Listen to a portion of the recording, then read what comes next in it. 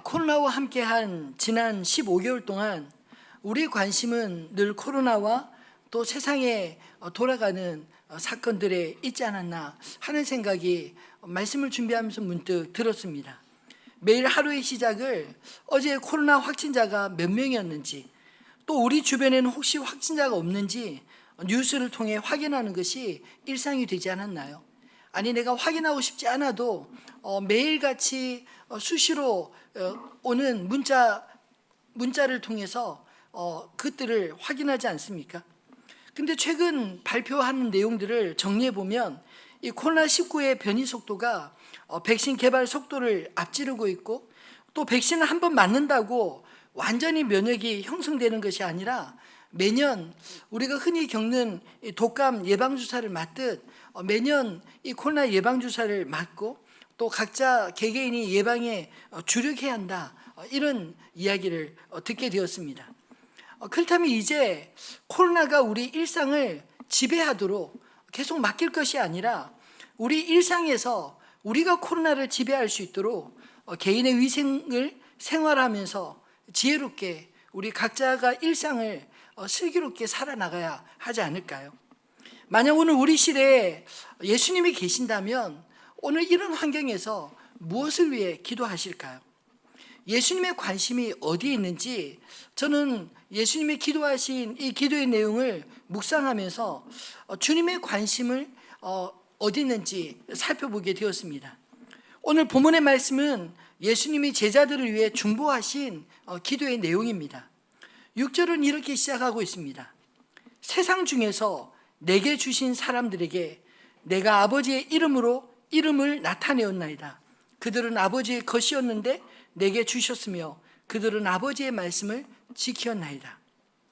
예수님의 기도 속에 최고의 관심은 세상 중에서 나에게 맡기신 영혼들, 사람들이었던 것입니다.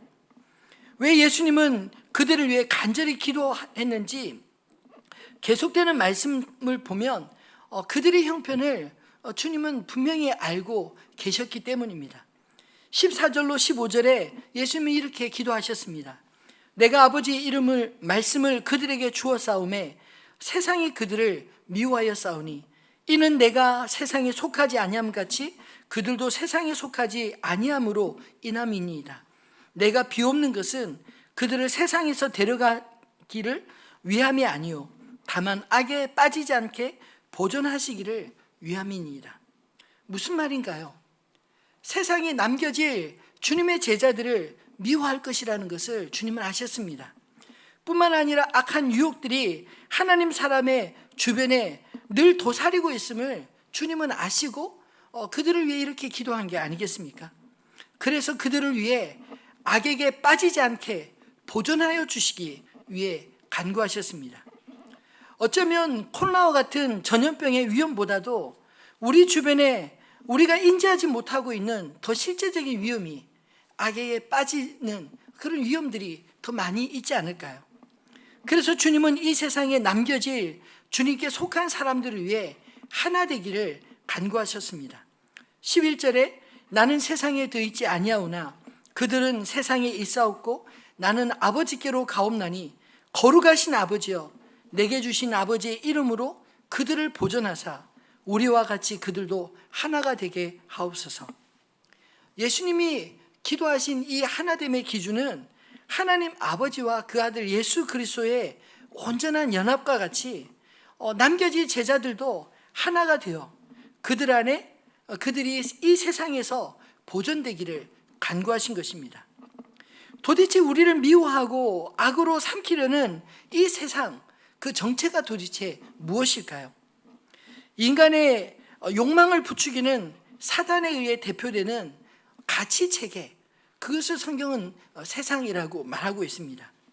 사도 요한은 요한 1서 2장 15절로 17절에 세상을 이렇게 정의합니다. 한번 같이 읽어볼까요?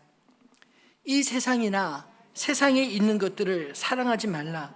누구든지 세상을 사랑하면 아버지의 사랑이 그 안에 있지 아니하느니 이는 세상에 있는 모든 것이 육신의 정욕과 안목의 정욕과 이생의 자랑이니 다 아버지께로부터 온 것이 아니요 세상으로부터 온 것이라. 이 세상도 그 정욕도 지나가되 오직 하나님의 뜻을 행하는 자는 영원히 거하느니라. 아멘. 요한은 예수님이 경계하신 세상을 인간의 욕망, 눈의 정욕 또는 소유나 행함에 대한 자랑들이라고 말씀하십니다. 우리가 예수의 제자로 살고자 할 때 우리는 세상의 가치관과 충돌하는 것을 반드시 우리의 삶의 현장에서 겪게 될 것입니다. 세상의 특성을 닮아가기가 어쩌면 너무나 쉽기 때문에, 우리의 욕구와 너무나 맞닿아 있기 때문에 세상을 닮기가 너무 쉽지 않나요? 반대로 영생하신 하나님을 닮기는 상대적으로 더 어려운 그런 시대를 살아가고 있지 않습니까? 그러면 우리의 구원, 영생의 소망은 방법이 없는 것일까요? 만약 예수님이 기도하신 것처럼 하나님이 우리를 보존하시지 않았다면 저는 방법이 없을 거란 생각이 듭니다. 그러나 하나님이 우리를 이 세상으로부터 보호하시는 방법은 17절의 말씀과 같이 진리로 거룩하게 하시는 것이었습니다. 진리는 곧 하나님 아버지의 말씀입니다. 하나님의 말씀이 우리 속에 있을 때 그 말씀을 듣고 그 말씀이 우리의 생각과 우리의 의식과 우리의 생활을 지배할 때 그 진리가 우리를 이 땅에서 거룩하게 세상과 구별되게 만드신다는 것입니다. 그렇다면 우리가 이 세상 속에서 그리스도인으로 살아간다는 것은 어떤 의미가 있을까요? 우리를 위한 예수님의 이 중보 기도를 통해서 우리의 욕망을 부추기는 사단의 가치 체계가 지배하는 이 세상에서 어떻게 맞서 살아갈 수 있을까요? 오늘 말씀을 통해서 첫 번째로 세상 속에서 그리스도 편으로 사는 것, 이것이 세상 속의 그리스도인으로 살아가는 의미가 아닐까요? 오늘 본문을 묵상하면서 가장 눈에 두드러지게 등장하게 하는 단어가 세상 중에서 내게 주신 사람들, 의미하는 그들이라는 단어입니다. 세상 속에 세상 중에서 내게 주신 사람들이라는 말씀도 2번 기록되어 있지만 그것을 표현하는 그들이라는 단어가 무려 오늘 본문 속에 22번이나 각 절에 1번, 2번, 3번 반복적으로 계속해서 빠지지 않고 등장하고 있습니다.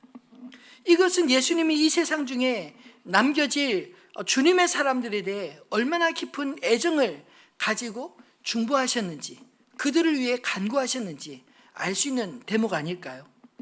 예수님의 관심사는 오늘 9절의 말씀과 같이 세상이 아니라 주님께 속한 자들이었습니다.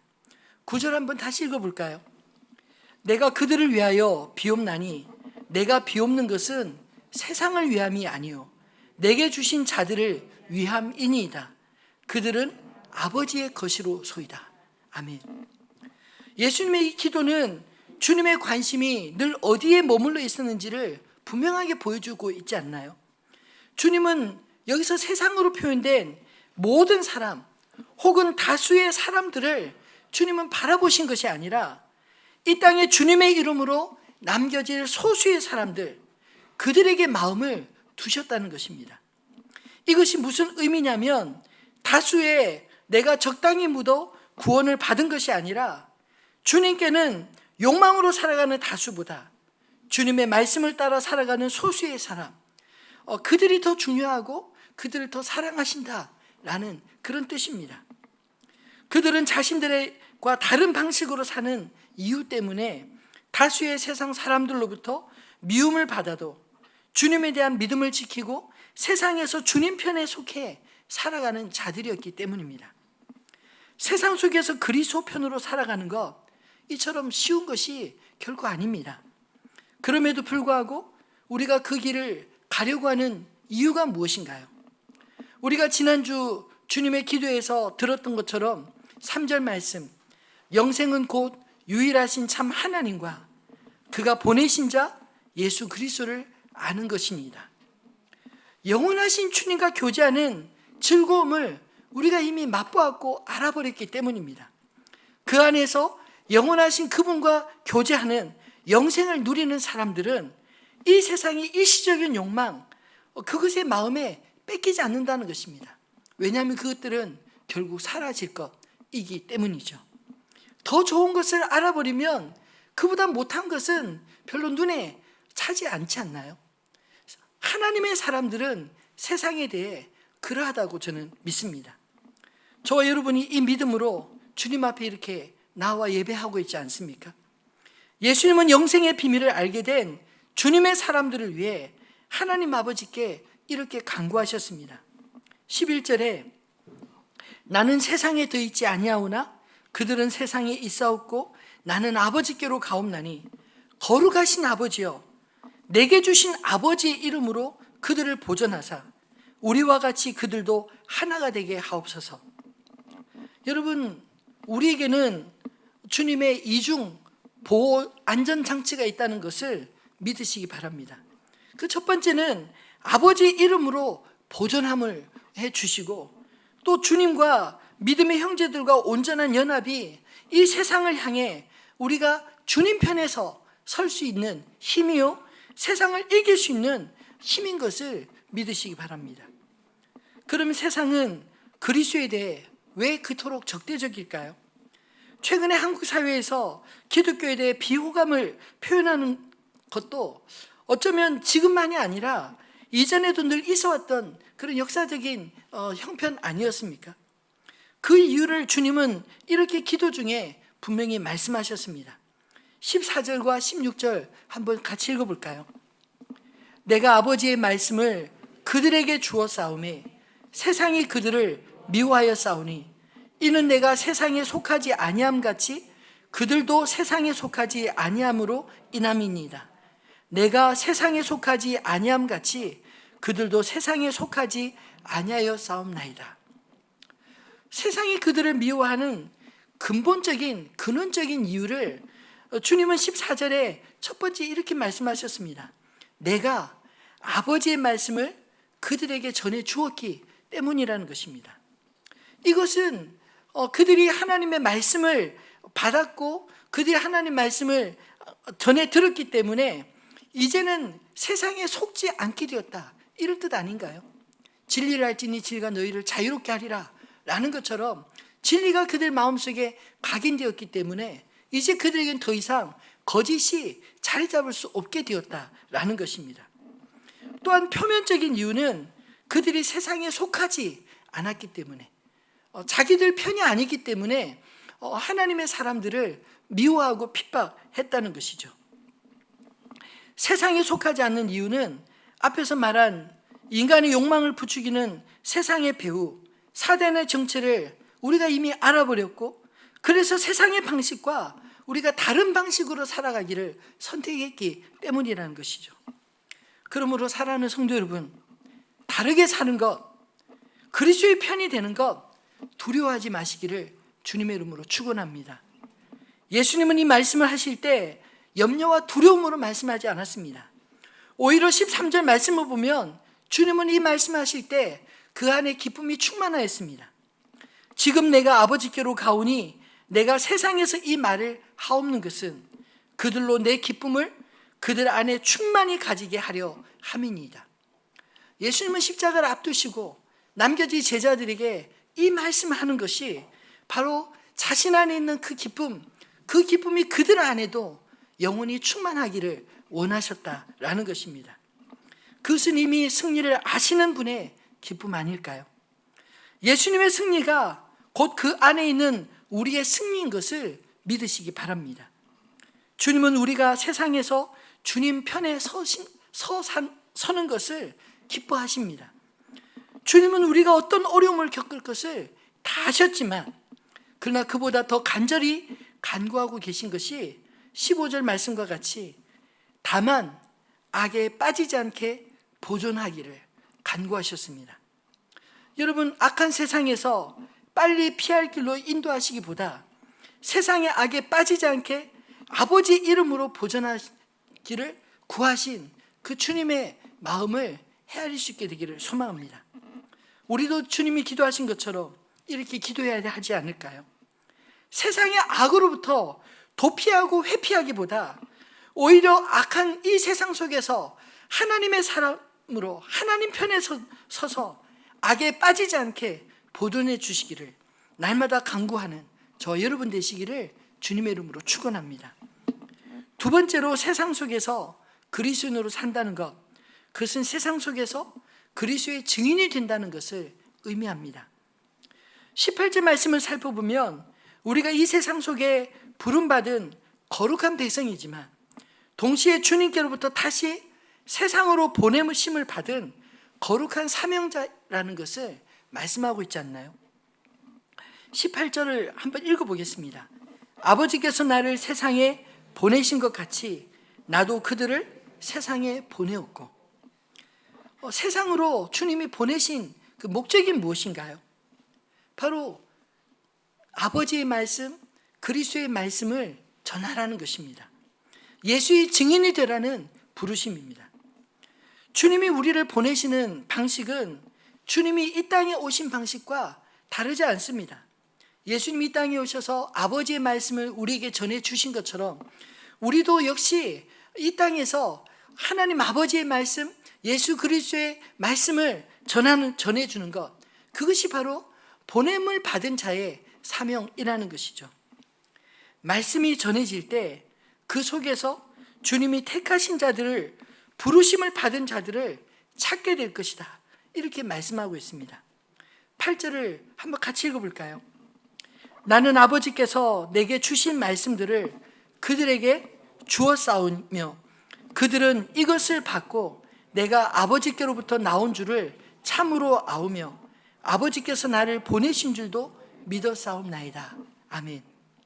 여러분, 하나님의 말씀을 대신 전하는 것은 이 세상에서 숨겨진 보화와 같은 하나님의 것, 곧 하나님의 사람들을 찾는 주님의 방식입니다. 우리는 누가 예수를 잘 믿을지 잘 믿지 않을지 사람들이 인상을 보고 판단하거나 알 수 있는 게 아닙니다. 주님의 명령을 따라 사람들에게 복음을 전해야만 정말 주님이 택하시고 주님이 부르신 자들이 누구인지 알 수 있지 않겠습니까? 예수를 믿고 교회를 오래 다녔어도 정확한 복음을 듣지 못해 신앙의 오해와 편견의 굴레 속에 살아가는 그리스도인들을 보면 참 마음이 안타깝습니다. 그래서 복음을 전할 때 이왕이면 우리가 잘 전해야 하지 않을까요? 요즘 순장반에서 함께 나누고 있는 작은 책자가 있는데 이 풍성한 삶의 초대라는 책입니다. 그 책을 여러분에게 추천해 드리고 싶습니다. 저도 매주 새롭게 이 주님께로 돌아온 새 가족과 벌써 6번째, 7번째 만남을 갖고 이 책을 함께 읽고 삶의 이야기, 그리고 이 책에서 발견한 질문들, 또 내용들을 함께 나누고 있습니다. 그런데 그분을 통해 들은 피드백으로도 이 책이 짧지만 복음에 대해 정말 잘 설명되어 있어서 너무 좋다, 이런 이야기를 듣곤 합니다. 젊었을 때 이렇게 복음을 진지하게 내가 미리 배울 수 있었다면 이렇게 돌아오지 않았을 텐데, 이런 말씀도 저에게 종종 들려주곤 하십니다. 저는 개인적으로 하늘빛 우리 교회 모든 성도님들이 이 풍성한 삶의 초대를 공부하셨으면 좋겠습니다. 이 교재가 사실 그룹으로 하기보다 1대1로 나눌 수 있기 때문에 훨씬 효과적이라 생각됩니다. 왜냐하면 좀 더 솔직하게 모르는 것들을 물어볼 수도 있고요, 또 생각하는 것들을 나눌 수도 있고 또 기도할 수 있지 않습니까? 더군다나 이렇게 코로나 시기에 4인 이상 5인 이상 만나지도 못하고 함께 식사도 하기 어려운 시기에 1대1로 나눌 수 있다는 것, 만남의 목말은 우리에게 참으로 좋은 기회가 아니겠습니까? 바라기는 우리 순장님들이 순모임뿐 아니라 개인적으로 순원들과 1대1 모임을 통해서 이 사회적 거리두기로 믿음의 교제가 어려워진 이 시기에 순원들과 개개인의 더 깊은 풍성한 나눔의 시간을 나눌 수 있게 되기를 바랍니다. 복음을 잘 전하는 것도 이처럼 중요하지만 한 방에 끝내려는 성급한 생각은 하지 않으시면 좋겠습니다. 왜냐하면 우리가 열심히 전한다 할지라도 그러나 열매를 거두시는 분은 하나님이시지 않나요? 하나님에게는 하나님의 때가 있기 때문입니다. 여러분, 고구마 전도법이라고 들어보셨습니까? 이 고구마를 삶아보면 겉보기에는 다 익었는지 안 익었는지 잘 알기가 어렵습니다. 더군다나 고구마 굵기가 굵으면 굵을수록 더 알아보기가 쉽지 않지 않나요? 그래서 중간중간에 이 고구마가 익었는지 익지 않았는지 확인하기 위해서 젓가락으로 한번 푹푹 쑤셔봅니다. 찔러보면 깊이 들어가면 잘 익었구나 하고 꺼내면 되고요. 근데 겉은 이렇게 들어가는데 중간에 안 들어가면 아직 안 익었구나. 그리고 뚜껑 덮고 더 익히지 않나요? 마찬가지로 우리가 복음을 전할 때도 성급하게 씨를 뿌리자마자 열매를 거두려고 하지 말고 하나님께서 준비시켜 주신 영혼인지 확인해 보시기를 바랍니다. 씨를 뿌리는 자나 가꾸는 자나 거두는 자 모두가 필요하지만, 그러나 더 중요한 것은 열매를 맺게 하시는 분은 하나님이신 것, 하나님께서 자기 택한 백성들을 부르시는 것을 믿으시기 바랍니다. 아무리 세상에서 사단의 방해와 미움을 받는다 할지라도 여러분, 세상을 회피하며 살지 마시기 바랍니다. 예수님은 산상설교 중에 이렇게 말씀하셨습니다. 너희는 세상의 소금이니 소금이 만일 그 맛을 잃으면 무엇으로 짜게 하리요? 후에는 아무 쓸데없어 다만 밖에 버려져 사람들에게 밟힐 뿐이니라. 너희는 세상의 빛이라. 산 위에 있는 동네가 숨겨지지 못할 것이요 사람이 등불을 켜서 말 아래 두지 않고 등경 위에 두나니 이러므로 집안 모든 사람에게 비치느니라. 이같이 너희 빛이 사람 앞에 비치게 하여 그들로 너희 착한 행실을 보고 하늘에 계신 너희 아버지께 영광을 돌리게 하라. 마태복음 5장 13절로 16절 말씀에 이 말씀을 깊이 묵상해 보면 우리는 원래 소금이 아니었는데 소금이 되도록 보내심을 받지 않았다는 것입니다. 원래 빛이 아닌데 빛이 되라 말씀하지도 않습니다. 예수님은 하나님의 말씀이 그 속에 거하는 하나님의 사람들을 그 자체로 너희는 이미 세상의 소금이다, 너희는 이미 세상의 빛이다 말씀하십니다. 맛을 내야 하는 곳에 소금이 필요하듯, 부패한 곳에 방부제와 같은 소금이 필요하듯 하나님의 사람들은 세상을 살 만나게 하고 부패하지 않도록 하기 위해 주님이 보내신 자들이라는 것입니다. 어두운 곳에 빛이 필요하듯 우리는 깜깜한 밤 바닷가의 길이 되는 등대와 같은 빛이고 어두운 길을 밝혀주는 등불과 같은 빛입니다. 세상이 어두울수록 빛은 더 아름답게 비치지 않나요? 하나님의 사람들은 세상의 어둠을 탓하기 전에 우리의 빛을 세상에 비춰줄 수 있기를 주님의 이름으로 축원합니다. 이것이 주님의 제자들을 세상으로 보내신 이유 아니겠습니까? 이처럼 소금과 빛은 자기 자신을 위해 존재하지 않고 누군가를 위해 맛을 내고 싱싱하게 만들고 이정표가 되어줍니다. 이 모든 것은 나를 드러내지 않고 오직 주의 영광을 위해 세상에서 우리의 소명을 다할 때 나타나는 아름다운 증거들 아닐까요? 바라기는 하늘빛 우리 교회 모든 교우들이 주님 앞에 이렇게 아름다운 영향력을 이 땅 가운데 세상에 발할 수 있기를 주님의 이름으로 축원합니다. 예수님은 끝으로 이렇게 간구하셨습니다. 19절 말씀 같이 읽어볼까요? 또 그들을 위하여 내가 나를 거룩하게 하오니 이는 그들도 진리로 거룩함을 얻게 하려 함이니라. 예수님은 자기 자신을 위해서가 아니라 주께 속한 그들을 위하여 스스로 거룩하게 하셨습니다. 이것은 마치 백성들을 위해 대제사장이 제사를 드리기 전 자신을 먼저 성결하게 하고 난 이후에 제사를 드리듯 그리스도께서 십자가의 제물이 되시기 전 자신을 스스로 정결케 하신다는 그런 말씀입니다. 그건 역시 진리로 거룩함을 얻을 주님의 사람들을 위한 행동 아닌가요? 비록 세상이 우리를 미워하고 오해한다 할지라도 그 속에서 주님이 부르실 하나님의 거룩한 백성들을 위해 우리 자신을 스스로 정결하게 하고 복음의 증인으로 살아가는 일에 주님이 먼저 본을 보이신 것처럼 저와 여러분이 보내신 주님의 길을 함께 갈 수 있기를 진심으로 소망합니다. 말씀을 맺겠습니다. 여러분은 누구의 것입니까? 오늘 본문에 유독 하나님의 것, 내 것이라는 소유의 말이 많이 기록되어 있습니다. 나는 누구의 것인가? 진지하게 오늘 말씀을 통해 우리 자신을 한번 돌아보시면 좋겠습니다. 여러분의 인생이 세상의 것인가요? 아니면 유행가의 가사처럼 내 인생이니 나의 것이라 그렇게 생각하지 않습니까? 우리가 주님이라 부르는 예수 그리스도의 것입니까? 그것을 구분하는 방법은 아주 간단합니다. 내 안에 어떤 언어가 있는지를 살펴보면 금방 알 수 있습니다.